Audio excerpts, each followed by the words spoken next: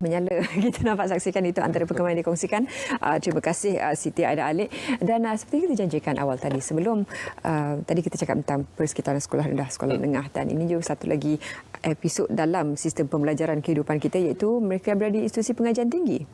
Kita akan bercakap mengenai kualiti pendidikan tinggi merentasi pandemik COVID-19. Jadi kita cukup berbangga dapat bersama dengan Prof. Datuk Dr. Muhammad Shatar Sabran, Ketua Pegawai Eksekutif Agensi Kelayakan Malaysia MQA. Assalamualaikum Datuk. Waalaikumsalam. Terima kasih Undawa. Terima kasih Prof. Datuk. Ini kursi baru Datuk. Alhamdulillah. Terima kasih. Panas lagi. Panas lagi. Februari, ya betul. Bila Datuk diberi mandat untuk mengisi portfolio ini merupakan disebab ini melibatkan banyak IPT di seluruh IPT di seluruh negara, dan jadi IPTS juga. Jadi banyak sebenarnya yang perlu diambil kira ketika mula mendapat tawaran itu. Apa antara yang berada dalam, kalau kita katakan laundry list lah dalam senarai keutamaan yang Datuk bawakan sebaik saja menduduki jawatan ini? Okay, terima kasih. Yang pertama saya nak ucapkan jutaan terima kasih kepada pihak RTM kerana beri peluang kepada MQA untuk berkongsi. So balik pada soalan tadi, kita lihat negara dan bawah Kementerian Pendidikan Tinggi, pihak kerajaan, kita memang berhasrat untuk menjadikan Malaysia sebagai global pendidikan, hub pendidikan global, dan kita mengharapkan ramai pelajar-pelajar antarabangsa untuk datang ke negara kita kerana ia mampu untuk menjana sumber kewangan yang hebat. Dan kita juga melihat bahawa sektor pendidikan merupakan satu bidang bisnes ataupun perniagaan yang sangat-sangat lumayan dalam negara kita. Jadi salah satu perkara yang boleh menarik minat masyarakat luar negara terutamanya untuk datang ke Malaysia melanjutkan pengajian di peringkat tinggi adalah berkaitan dengan kualiti.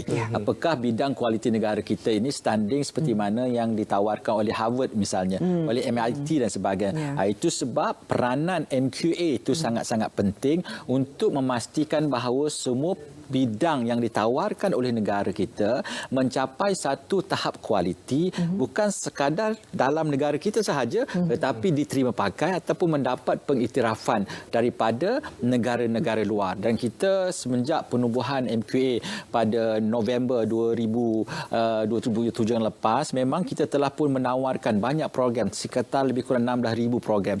Dan program-program ini memang telah mendapat akreditasi penuh oleh MQA yang ditawarkan oleh universiti awam dan juga universiti swasta, dan program-program ini mendapat pengiktirafan bukan sekadar Malaysia tapi juga di luar negara. Jadi implikasinya apabila pelajar-pelajar luar negara mengetahui bahawa kualiti kita ini setanding dengan negara-negara maju, maka mereka kata mengapa kita perlu pergi ke Amerika, mengapa perlu pergi ke Europe, kerana kosnya tinggi, maka eloklah datang ke Malaysia. Jadi itu peranan MQA, dan kita akan sentiasa memastikan bahawa semua program-program yang ditawarkan ini mencapai tahap minimum kualiti yang boleh diterima oleh negara-negara di luar sana. Adalah menjadi aspirasi negara kita untuk menjadikan Malaysia sebagai sebuah destinasi pendidikan tinggi utama di dunia. Jadi bagaimana Datuk melihat tentang kepentingan akreditasi yang diberikan oleh MQA ini, dan apa antara kelebihan program pengajian yang telah mendapat perakuan daripada MQA ini? Okey, sebenarnya perkara-perkara ini penting sebab semua pelajar-pelajar yang akan datang ke Malaysia ataupun pelajar-pelajar kita sendiri, sebelum mereka memilih jurusan-jurusan yang tentu, mereka akan pergi kepada kami punya website untuk melihat sama ada program itu mendapat akreditasi ataupun tidak. Kerana sekiranya program yang ditawarkan, kerana kita tidak boleh menolak kemungkinan ada setengah-setengah institusi yang menawarkan program tapi tidak mendapat akreditasi daripada pihak MQA. Dan kita pun pernah dengar ramai daripada pelajar-pelajar kita yang pernah belajar di luar negara, apabila pulang ke Malaysia, mereka tidak dapat melayanan kerana didapati bahawa kursus tersebut tidak mendapat akreditasi.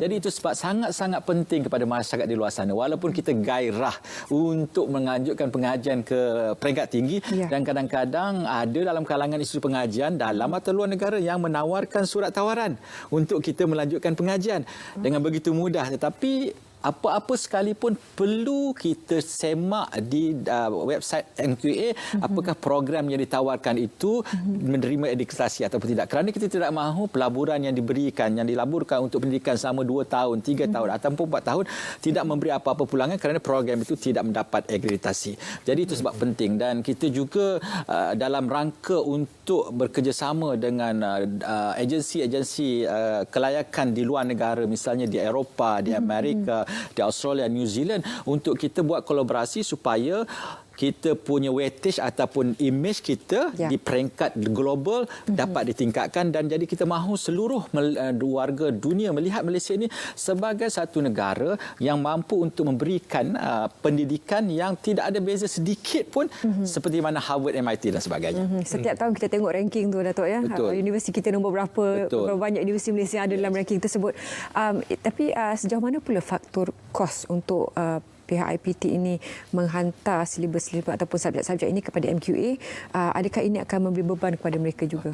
So, saya baru seminggu duduk di MQA, tapi daripada maklumat-maklumat yang telah diberikan kepada saya, dan sebelum saya datang ke MQA juga saya berada di salah sebuah universiti awam dan sebagai naib chancellor. Jadi memang kita biasa dengan kos-kos yang telah dikenakan oleh pihak MQA setiap program-program yang ditawarkan untuk kita mendapat fully akreditasi. Jumlahnya tidak mahal, kurang daripada RM20,000. Dan kalau kita lihat pelaburan yang kita berikan kepada satu kursus dengan jumlah pelajar yang datang dari dalam dan luar negara, saya rasa pelaburan yang kita dapat itu dia punya ROI-nya akan berlipat ganda.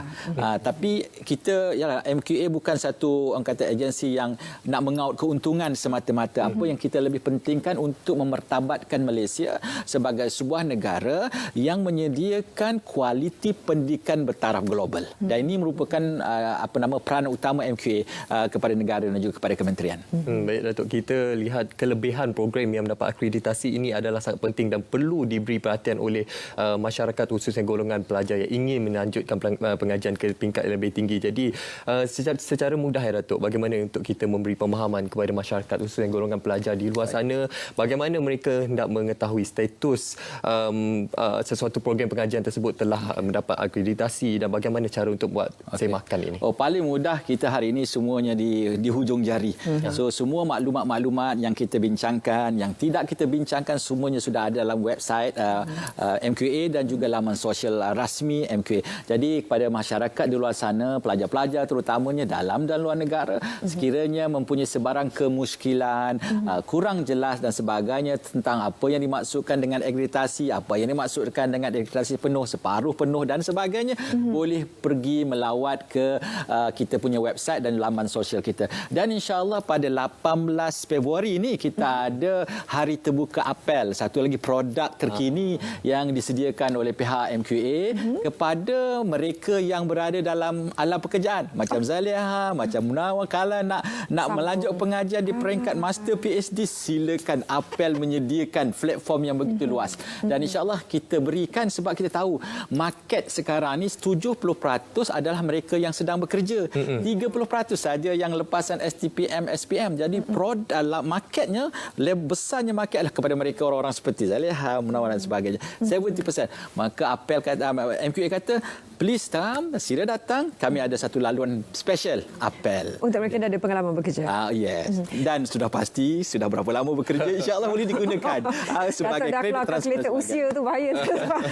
Rahsia umur dirahsiakan, insya-Allah. Datuk sebut tentang beberapa kategori separuh akreditasi penuh dan sebagainya. Penuh, dan apa perbezaan dan apakah ia memberi impak kepada proses permohonan? Okey, kalau yang setiap program-program baru yang nak ditawarkan, dia melalui beberapa peringkat. Misalnya dia perlu melalui quality check daripada pihak MQA, kemudian mendapat kelulusan daripada kementerian dan sebagainya.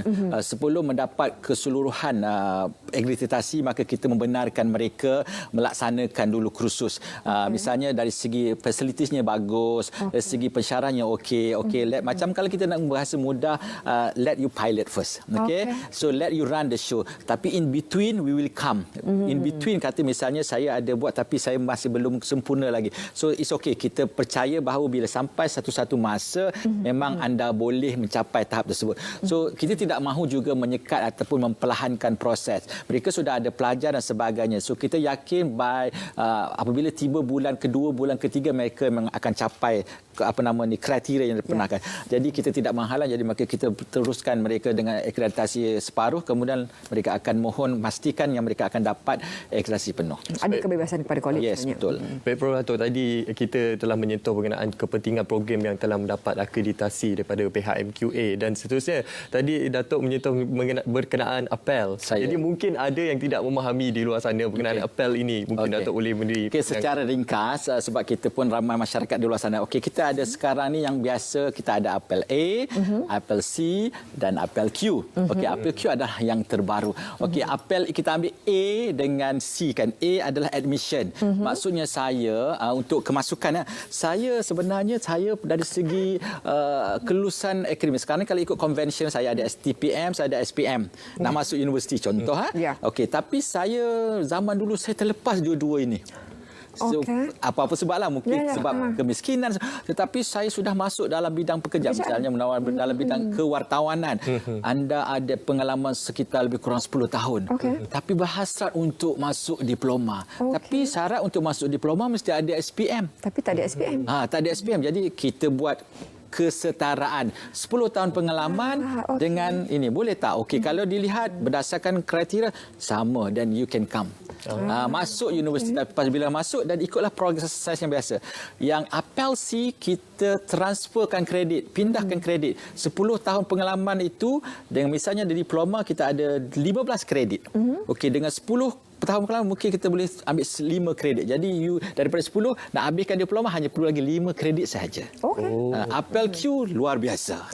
Ini memang saya rasa ramai orang minat, tapi kalau nak dapat tahu secara detail datang pada hari terbuka 18 April. Tapi secara umum adalah mereka boleh dapat diploma, boleh dapat ijazah, boleh dapat PhD. Dengan cara kita mengubah ataupun mengadunkan pengalaman-pengalaman mereka itu kepada label-label yang tertentu. Jadi kebolehan ataupun kemampuan untuk berubah mengikut dinamik sistem pendidikan itu walaupun tidak ada secara konvensional masih boleh menggunakan pengalaman bekerja itu.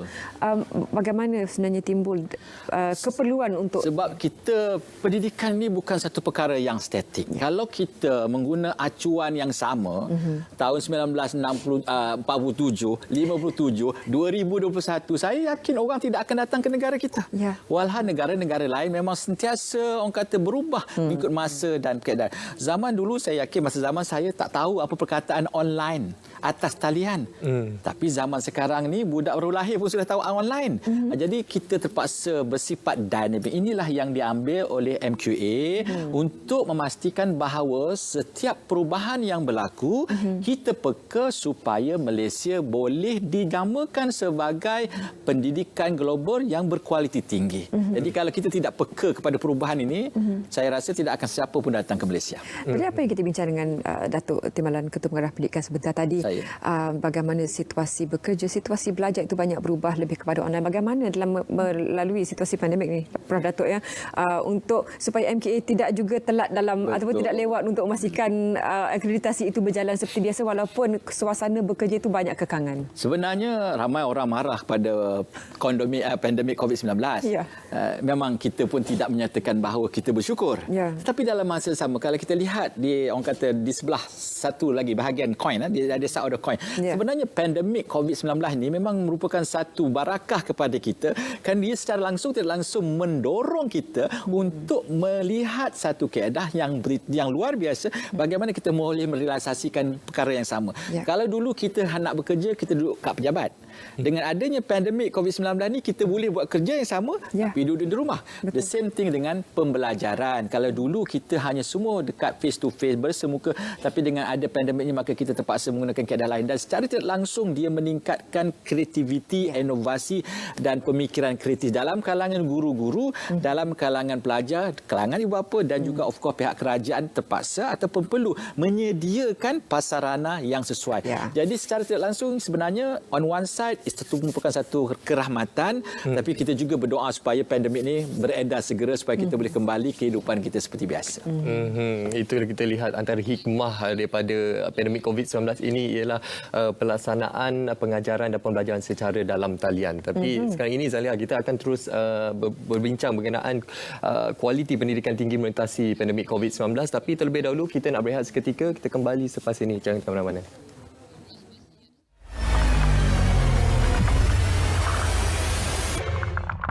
3 faktor yang menjadi paling penting dari segi penerimaan vaksin itu. Pertama, dari segi efekasi, keberkesanan. Jadi vaksin itu mestilah berkesan. Kita tak mahu beli ataupun jab cucuk rakyat kita sesuatu yang tidak berkesan. Yang kedua, dari segi selamat. Vaksin itu mesti selamat. Kita tidak mahu vaksin yang dikenakan kepada rakyat menyebabkan berlaku kesan sampingan yang serius. Semua orang tahu dari segi apa-apa mana-mana proses vaksinasi dia ada kesan sampingannya. Yang kita tidak mahu adalah kesan sampingan yang memudaratkan, mengancam keselamatan nyawa dan kesihatan jangka panjang rakyat kita sendiri. Jadi faktor utama adalah segi keselamatan. Maknanya dari segi kalau ada pun kesan sampingan ia tidak memudaratkan. Dan yang ketiga adalah dari segi stability. Ia perlu stabil. Kita tak mahu vaksin tu masa kita beli dia okey, tetapi oleh kerana masalah handling dan sebagainya dia tak lama kemudian dia hilang keberkesanannya, dia mesti boleh bertahan untuk tempoh masa yang lama.